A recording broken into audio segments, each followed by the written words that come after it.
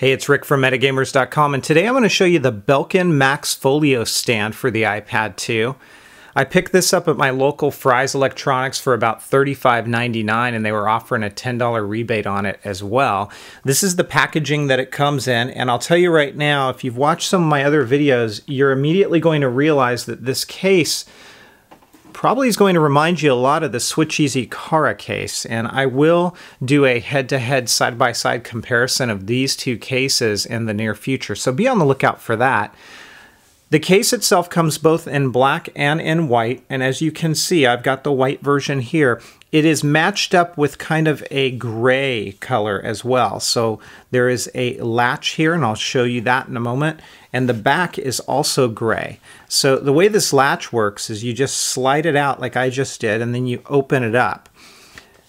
Your iPad 2 is going to fit right inside of here, and I will say this is a bit more rigid than the SwitchEasy Kara is. So it'll take a little bit of effort to get your iPad 2 into this case, and it is definitely a little bit easier off camera.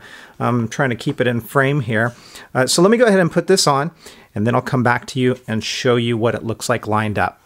So the iPad 2 is in the Belkin Max Folio stand case, and this is what it looks like up close. Keep in mind, if you pick up the black version of this case, it is going to show more fingerprints than this white one will, but it's got a very nice modern look to it. You can see how it reflects light. This gray area serves two purposes. One, it is both your latch for the case, and it's also a stand, and I'll show that to you in a moment. The underside is gray, and it's a softer TPU-like material. You can see that there's your speaker. It's completely exposed, so it's not going to distort or cause an obstruction of sound, but at the flip side to that, there's not much protection there. 30-pin dock connector. You've got these openings here, and that's so this case can function as a stand and open up. It's a necessity in this style of case. There's your headphone jack, your microphone. Everything lines up fine. There's no issues with those. Same with your camera. And there is your switch for rotation lock or for mute, depending on how you've configured your iPad 2. Your sleep awake or your power button, as well as your volume rocker, are completely covered. You don't have to worry about responsiveness with those. They're very responsive when you touch them, and they are tactile. They give a sound as well. You can hear that slight clicking noise. On the underside, there's 4 of these. 1, 2, 3, and 4, and that is so it is stabilized when you put it down on a table. You can see it doesn't wobble. It really helps with the stabilization of that. Now, one of the things that I will mention, you may not notice it in this video, but especially on the stand area, you can see a little stripe of wear. I've only had this case for about 24 hours or less now at this point, so it's already starting to show signs of wear on the underside, so keep that in mind. Now, the way that this works, this is your latch, and if we open this out, and it can be difficult if you don't get it just right, so that's one of the things I like to call out. But when you slide it open, you open up the case, it will awaken your device. It does use the auto awake feature, and when you close it up, it's going to put it to sleep. You slide that back in place, and it will lock your cover onto your case, so it's not going to flop open, and you can see that here. This also serves as a stand, so there's a couple of things that you can do with it. One is you can flip your case around just like you're seeing me do here. And when you do that, you can stand it up just like that for movie viewing or whatever it might be. And that works relatively well. We don't have too much of an issue with that. Or the other thing that you can do is if you go back to this stand right here and flip that up just like that, you now have a decent typing angle. Now, this area here is exposed, but again, it's a necessity in this style of case. It's something that has to be done for it to function properly.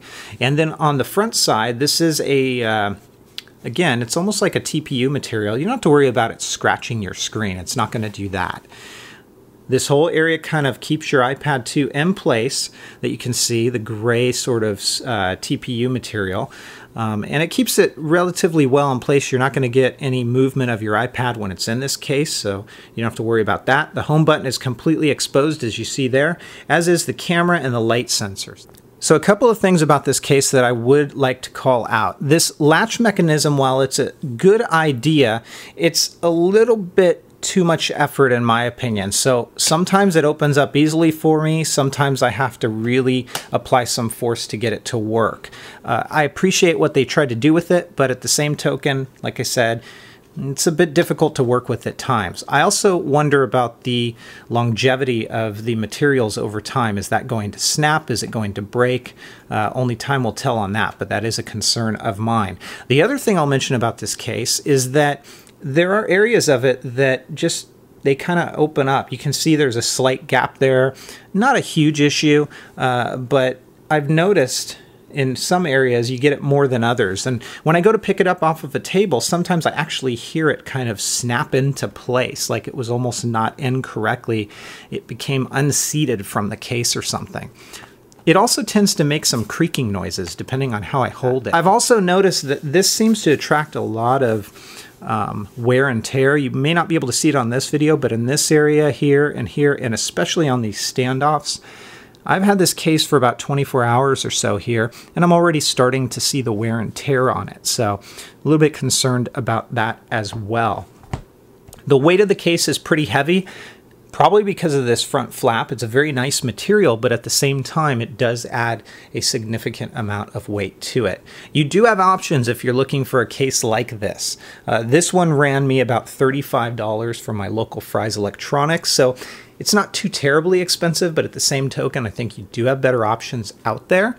But if you have to have this stand feature, it's not too bad to consider it. So overall, I'm going to give this case about a 3 out of 5. It is the Belkin Max Folio stand. If you guys have questions, comments, or feedback, please feel free to let me know.